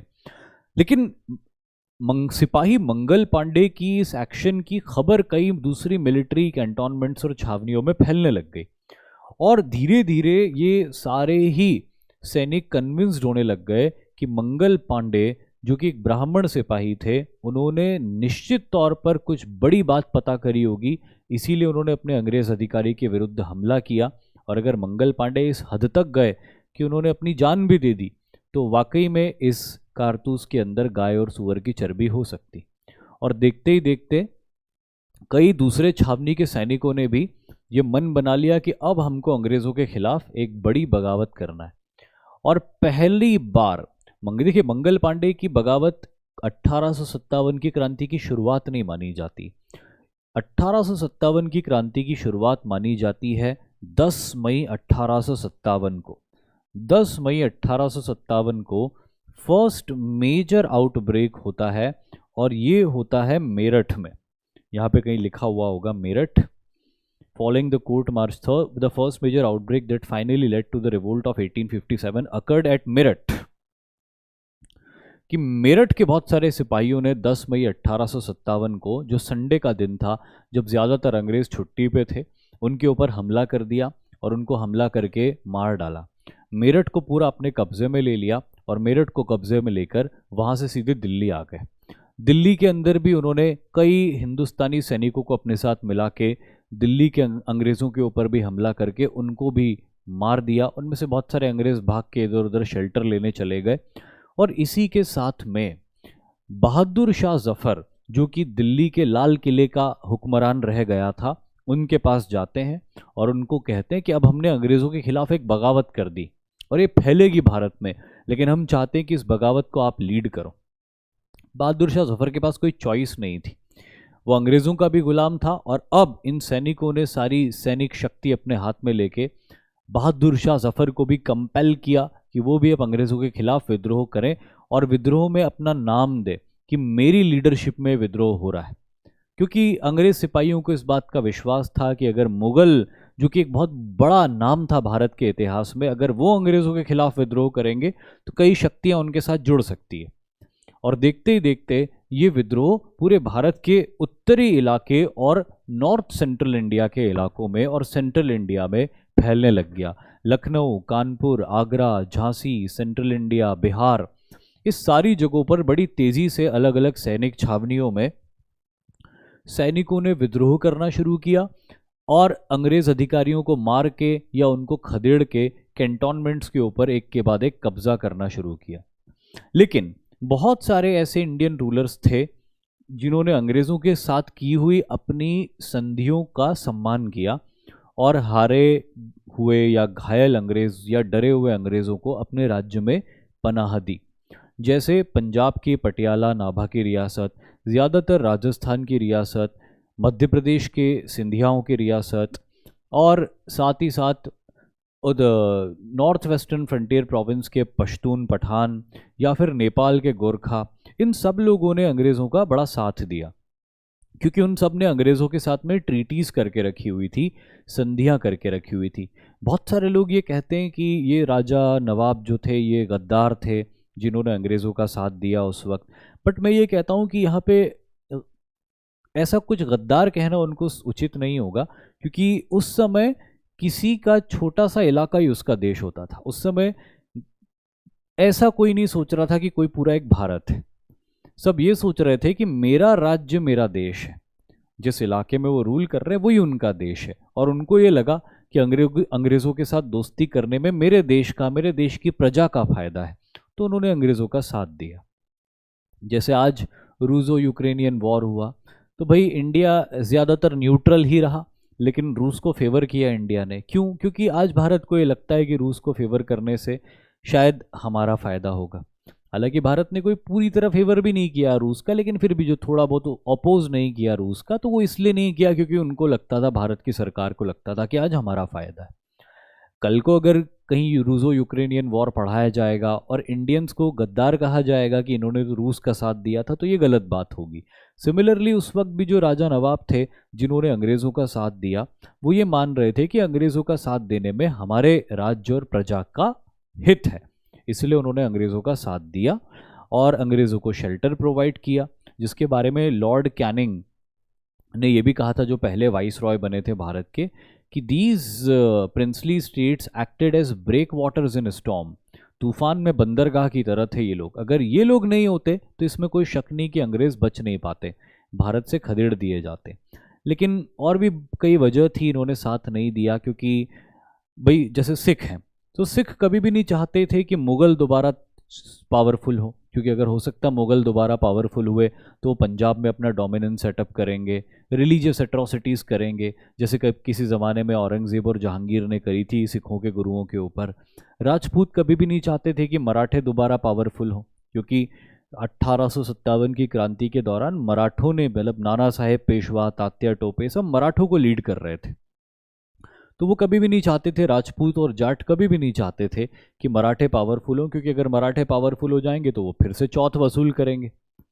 सिंधिया, होलकर ये भी कभी नहीं चाहते थे कि पेशवा पावरफुल हो जाए, क्योंकि पेशवा पावरफुल हो जाएंगे तो फिर पेशवाओं के अंडर में इन लोगों को जाना पड़ेगा। तो सब कोई अपना इंटरेस्ट देख रहा था, और इसीलिए इनमें से कईयों ने अंग्रेज़ों को सपोर्ट किया, और इन्हीं के सपोर्ट के दम पर, और साथ ही साथ अंग्रेज़ों ने बर्मा से भी अपने ट्रूप्स बुलवा लिए, क्रीमिया से भी अपने ट्रूप्स बुलवा लिए, तो बड़ी तेज़ी से रीइंफोर्समेंट्स किए ब्रिटिशर्स ने।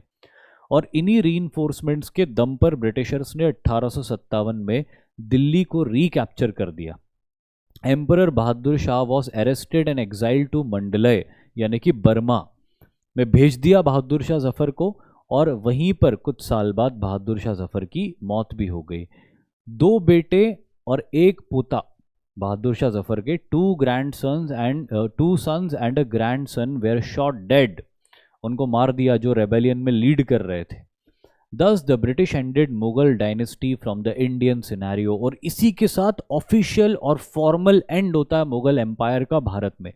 वैसे तो मुगल एम्पायर वहीं कमज़ोर पड़ गया था जब मराठों का राइज हो गया था। बाजीराव पेशवा ने दिल्ली में हमले कर दिए थे, बंगाल, हैदराबाद और अवध ऑटोनॉमस हो गए थे, तो मुगल्स तो तभी वीक हो गए थे। शाह आलम सेकंड के समय जब अंग्रेज़ों ने इसको बक्सर की लड़ाई में हरा के इससे बंगाल छीन लिया था, तब भी मुगलों का कंप्लीट डिस्ट्रक्शन हो गया था। लेकिन ऑफिशियल और फॉर्मल डिस्ट्रक्शन मुगल एम्पायर का 1857 में यहाँ पे होता है। इसके अलावा कुछ और मेजर इवेंट्स थी, द सिपॉइज। लेकिन ये लड़ाई आज के उत्तर प्रदेश के इलाके में बहुत ही इंटेंसिटी से लड़ी गई। एक तरफ लखनऊ में बेगम हज़रत महल थी, जो कि नवाब वाजिद अली शाह की वाइफ थी, जो मुकाबला कर रही थी अपने हस्बैंड और अपने बेटे के अधिकार के लिए। खुद वाजिद अली शाह तो डिपोर्ट होकर कलकत्ता में बैठे हुए थे, और उनकी वाइफ उनकी तरफ से इस लड़ाई को आगे लीड कर रही थी। लेकिन लखनऊ के अलावा कानपुर के इलाके में नाना साहेब पेशवा, जो कि बाजीराव सेकंड पेशवा के एडॉप्टेड सन थे, ये अपने अधिकार के लिए लड़ाई लड़ रहे थे और इनके कमांडर तात्या टोपे इनको लीड कर रहे थे उस इलाके में। तो इन्होंने पहले लखनऊ को, कानपुर को जीता, लेकिन बाद में ब्रिटिशर्स ने काउंटर अटैक करके जनरल कैम्पबेल की लीडरशिप में कानपुर और लखनऊ को रीकैप्चर कर लिया। तो इस तरह से पहले इनिशियल स्टेज में तो जो रेबल्स थे वो सक्सेसफुल हो रहे थे, लेकिन जब ब्रिटिशर्स के काउंटर अटैक्स होते थे तो ये मुकाबला नहीं कर पाते थे और उनको पीछे हट के जाना पड़ता था। जहाँ तक बेगम हजरत महल और नाना साहेब पेशवा का सवाल है, तो जब लखनऊ और कानपुर का रीकैप्चर हुआ, अब अंग्रेज इनको ढूंढने लग गए, इनको ढूंढते और इनको पनिश करते, तो उस पनिशमेंट से बचने के लिए नेपाल भाग गए। नेपाल के रूलर जंग बहादुर राणा, जो अंग्रेज़ों की भी मदद कर रहे थे, उन्होंने इन बागियों की भी मदद करी और नाना साहेब पेशवा और बेगम हजरत महल दोनों को अपने देश के अंदर पनाह दी। हालांकि इनका क्या हुआ बाद में उसका कोई प्रॉपर रिकॉर्ड नहीं है। जहाँ तक नाना साहेब पेशवा का सवाल है, तो नाना साहेब पेशवा नेपाल के अंदर किसी बाघ के हमले में मारे गए थे और उनकी डेथ हो गई थी। तो इस तरह से बड़े बड़े लीडर्स का फॉल हो गया था। तात्या टोपे पकड़े गए थे अंग्रेज़ों के द्वारा और उनके पकड़े जाने के बाद तात्या टोपे ने, देखिए रानी लक्ष्मीबाई का भी इसमें नाम ज़रूर आता है। झांसी की रानी लक्ष्मीबाई, जो कि झांसी की बहू थी, वैसे तो वो किसी रॉयल फैमिली को बिलोंग नहीं करती थी, लेकिन उनकी शादी राजा गंगाधर राव से हुई थी। गंगाधर राव से उनको एक बेटा भी हुआ था, लेकिन उस बेटे की अनटाइमली डेथ हो गई थी और फिर गंगाधर राव की भी डेथ हो गई, जिसकी वजह से झांसी की स्थिति ऐसी हो गई कि झांसी का कोई वारिस नहीं था और वो डॉक्ट्राइन ऑफ लैप्स का शिकार हो गया। इनिशियली झांसी की रानी को अपनी रियासत छोड़ के अंग्रेज़ों की पेंशनर बन के खुद रहना पड़ा। लेकिन जब 1857 की क्रांति हुई तो इनिशियली झांसी की रानी न्यूट्रल थी। अंग्रेज ऑफिसर जो वहाँ पे झांसी में मौजूद थे वो डर गए। उन्होंने कहा कि अब बागी सैनिक झांसी में भी आएंगे और यहाँ पे भी हमको मारेंगे, तो अब इनसे बचने के लिए रानी की मदद ली जाए। रानी की मदद से एक सेना खड़ी करी जाए और उस सेना के दम पर बागियों से मुकाबला किया जाए। तो अंग्रेज अधिकारी जब रानी के पास इस मदद को लेकर आते हैं तो रानी कहती कि मेरे पास कुछ पैसा बचा ही नहीं है जिससे कि मैं सेना बनाने में आपकी मदद करूं। अब आपने सब कुछ मेरा छीन लिया है, तो आप मुकाबला करो बागियों से। तो फिर अंग्रेजों ने उस समय ये मान लिया कि रानी बागियों के साथ है, जबकि रानी एक्चुअली न्यूट्रल थी। बागी आए, बागियों ने अंग्रेजों को खदेड़ दिया झांसी से और रानी से पैसा मांगा उन्होंने कि हमने आपके झांसी से अंग्रेजों को खदेड़ दिया, अब आप हमको पैसा दो। रानी ने बोला जो आता है पैसा मांगता है, मेरे पास तो पैसा ही नहीं है। और फिर इन बागी सैनिकों ने रानी को कहा कि ठीक है, हम झांसी के लोगों को लूट के पैसा इकट्ठा कर लेंगे। तो अपने लोगों को बचाने के लिए झांसी की रानी ने तात्या टोपे से कहा कि आपके सैनिकों को समझाइए कि वो झांसी की प्रजा को ना लूटे। और तब तात्या टोपे ने झांसी की रानी को मोटिवेट किया कि देखो, अब आपने अंग्रेजों की मदद नहीं करी है तो वो आपको अपना दुश्मन ही मान रहे हैं, इससे अच्छा है कि आप बागी सैनिकों की मदद कर दो। और फिर झांसी की रानी को इस लड़ाई में आना पड़ा। लेकिन जब वो इस लड़ाई में आ गई तो पूरी बहादुरी से उन्होंने मुकाबला किया अंग्रेज़ों का और पिच्ड बैटल में अंग्रेज़ों का मुकाबला करके उनको ग्वालियर में हराया। लेकिन जब काउंटर अटैक हुआ कर्नल यू रोज की लीडरशिप में, तो कालपी के पास में हुई एक लड़ाई में झांसी की रानी को गोली लग गई, जिससे उनकी डेथ हो जाती है। तात्या टोपे भी बाद में पकड़ लिए जाते हैं और उनको भी आज के मध्य प्रदेश के शिवपुरी में फांसी की सज़ा दे दी जाती है। इसी के साथ देखते ही देखते ये रेबेलियन के लीडर्स एक के बाद एक एलिमिनेट होते जा रहे थे। बिहार में जगदीशपुर रियासत के कुंवर सिंह और अमर सिंह, जो तो बहुत बुजुर्ग इंसान थे, लेकिन बहुत जम के लड़ाई करी इन्होंने। बुजुर्ग 80 साल से ऊपर इनकी उम्र थी, लेकिन अंग्रेज़ों का जो मुकाबला इन्होंने किया वैसा शायद किसी और रेबल लीडर ने नहीं किया। लेकिन कुंवर सिंह जो कि बड़े भाई थे, उनके हाथ में बहुत बुरी चोट लग गई थी गोली की और घाव सड़ता जा रहा था, तो वो पूरे शरीर में ना फैल जाए इसके लिए उन्होंने अपना ही हाथ काट के गंगा मैया में समर्पित कर दिया। पर उस घाव की वजह से और ब्लीडिंग की वजह से वो ज़्यादा दिन जीवित नहीं रह सके, उनकी डेथ हो गई और उनकी डेथ के बाद जगदीशपुर का रेबेलियन भी कमज़ोर पड़ गया और देखते ही देखते अंग्रेज़ों ने इस पूरे इलाके को रिकैप्चर कर लिया और सारे रेबेलियन को 1 साल के अंदर अंदर या 1 साल से थोड़ा सा ऊपर का वक्त लेके क्रश कर दिया। अब क्यों, आखिर क्या वजह थी फेलियर की? The revolt was localized and not country wide. ये रिवोल्ट जो था हालांकि एक बड़े इलाके में हुआ, बिहार में हुआ, उत्तर प्रदेश में हुआ, मध्य प्रदेश के इलाकों में हुआ, दिल्ली में हुआ, लेकिन फिर भी इनका आपस में लोकल ये लोग लड़ाई कर रहे थे। अगर कुंवर सिंह अमर सिंह लड़ाई कर रहे थे तो उनका तात्या टोपे से कोई कोऑर्डिनेशन नहीं था, या तात्या टोपे लड़ाई कर रहे थे तो दिल्ली में लड़ने वाले कमांडर्स से उनका कोई कोऑर्डिनेशन नहीं था। तो अंग्रेजों के लिए आसान हो गया ना कि एक एक जगह जाके वहां के रेबल लीडर्स को डिफीट कर दिया जाए। The revolt began pre maturely. वैसे ये भी कहा जाता है कि रिवोल्ट 31 मई को होना था, जब सब मिलकर कोऑर्डिनेटेड तरीके से एक साथ अलग अलग सेंटर्स पे हमला करने वाले थे, लेकिन 10 मई को ही मेरठ के सैनिकों ने छावनी को अपने कब्जे में लेके इस रिवोल्ट को तय समय से पहले ही शुरू कर दिया, और इसलिए कभी कोऑर्डिनेशन बन ही नहीं पाया पूरे रेबेलियन के दौरान। तीसरा और इम्पॉर्टेंट बात है superiority of English in many fields. The British had superior weapons then the rebels had.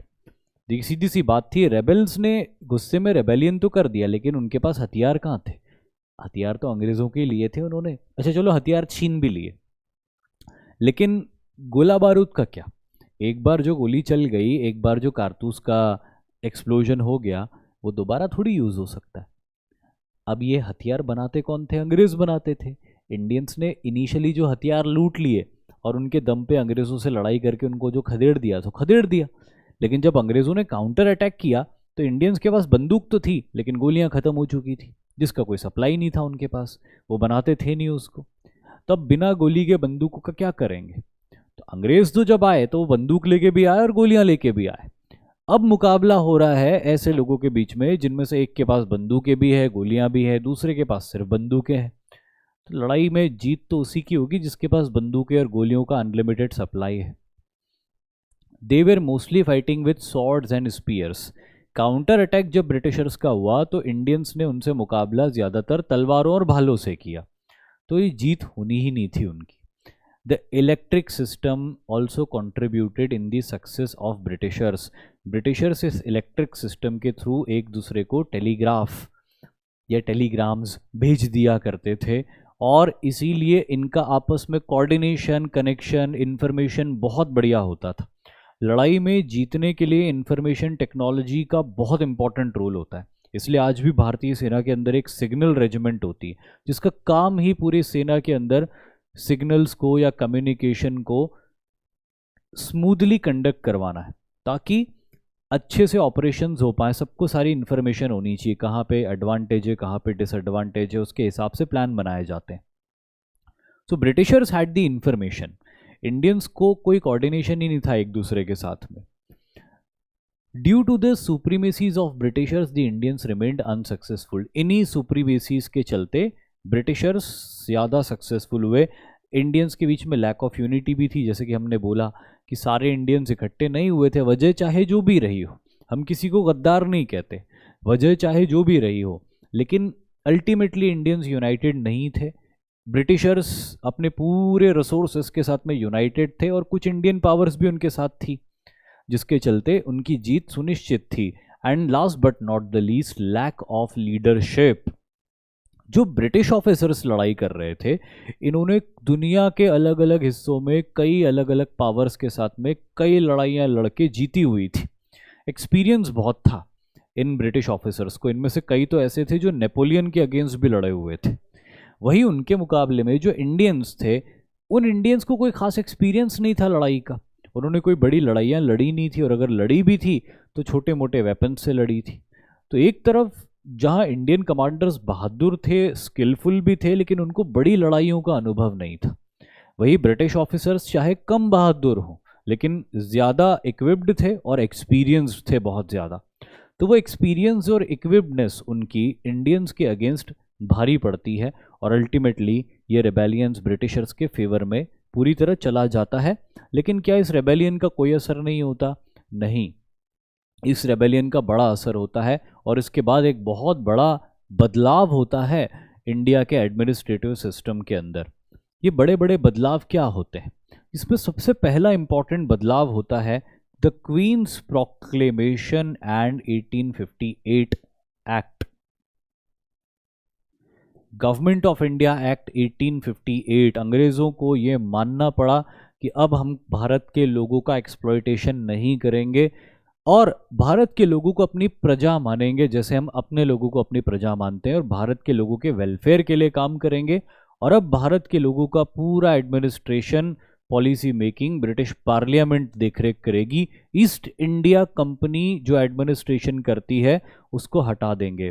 तो ये बहुत बड़ा बदलाव हुआ, क्योंकि 1857 में जो लड़ाई लड़ी जा रही थी रेबल्स के द्वारा, ये किसके अगेंस्ट लड़ी जा रही थी? ईस्ट इंडिया कंपनी के अगेंस्ट लड़ी जा रही थी। और ईस्ट इंडिया कंपनी का खात्मा तो कर ही दिया उन्होंने, एटलीस्ट इतना तो किया ही किया कि the administration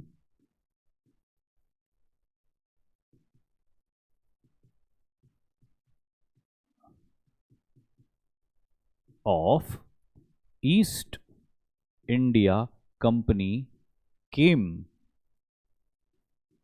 to an end. East India company का एडमिनिस्ट्रेशन खत्म, अब ब्रिटिश सरकार भारत को चलाएगी। अब गवर्नर जनरल वाइस रॉय कहलाएगा, और गवर्नर जनरल वाइस रॉय के साथ में एक सेक्रेटरी ऑफ द स्टेट भी होगा जो ब्रिटिश पार्लियामेंट का रिप्रेजेंटेटिव होगा, और ये दोनों मिलकर अब भारत को चलाएंगे, भारत के लोगों के वेलफेयर का भी ध्यान रखेंगे। तो एक बहुत बड़ा बदलाव, अंग्रेजों को एक्सेप्ट करना पड़ा इस बात को कि हाँ, हमसे कुछ गलतियां हुई जिनके चलते इतना भयंकर रेबेलियन हुआ, और अब हम उन गलतियों को दोबारा नहीं दोहराएंगे। Reorganization of the Indian army, भारतीय सेना का रीऑर्गेनाइजेशन किया गया। Martial races were only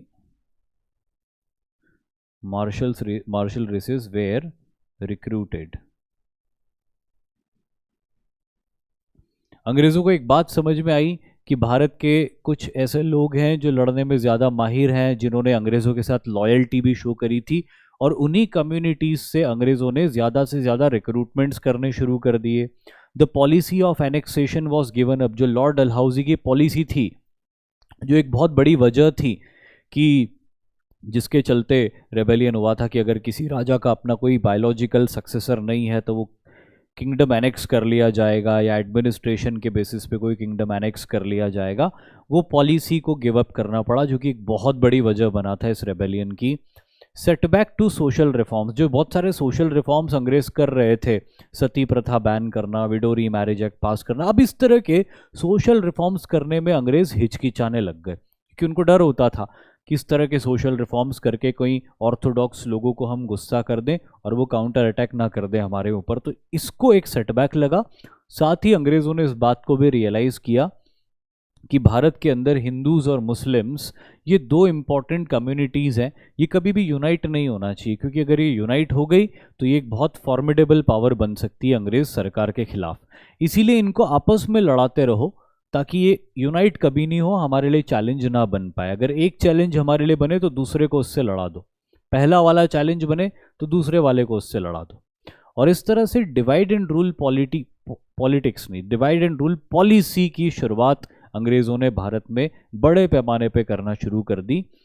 Muslims को इनिशियली अंग्रेज़ों ने अपने लिए मिलिट्री थ्रेट माना, जो 1857 की क्रांति में बहुत बढ़ चढ़कर पार्टिसिपेट करते, और 1857 के बाद पॉलिटिकली हिंदूज का बड़ा तेज़ी से राइज होता है। लेकिन जब हिंदूज पॉलिटिकली बहुत स्ट्रांग हो जाते हैं 20th सेंचुरी की शुरुआत तक आते आते, मैं कांग्रेस पार्टी की बात कर रहा हूँ, तो वैसे तो कांग्रेस पार्टी एक सेक्युलर पार्टी थी, लेकिन ब्रिटिशर्स ने बहुत इंटेलिजेंटली कांग्रेस को एक हिंदू पार्टी डिक्लेयर करवा दिया, या हिंदू पार्टी के तौर पे पेश किया मुस्लिम एलीट क्लास के सामने। और फिर मुस्लिम एलीट क्लास को कहा कि now you don't have any political rights, so you need to make your own political party. और फिर उन्हीं ब्रिटिशर्स ने मुस्लिम लीग भी बनवा दी, और इस तरह से कांग्रेस को हमेशा हमेशा के लिए बाईपास करने के लिए, या कांग्रेस को हमेशा हमेशा के लिए काउंटर करने के लिए एक राइवल पॉलिटिकल पार्टी बना के खड़ी कर दी, जो मुस्लिम्स की पार्टी है। और ऐसा लेबल कर दिया जैसे कांग्रेस एक हिंदू पार्टी है और Muslim League is the only party which is representative of the Muslims. तो ये जो डिवाइड एंड रूल की पॉलिटिक्स थी, ये भी 1857 के बाद ही अंग्रेजों ने शुरू करी थी। और उसके बाद 1857 के बाद क्या क्या बड़े बदलाव आते हैं, इसके बारे में अगले लेक्चर में हम बात करेंगे। आज के लिए इतना ही करेंगे। Thank you very much. जय हिंद।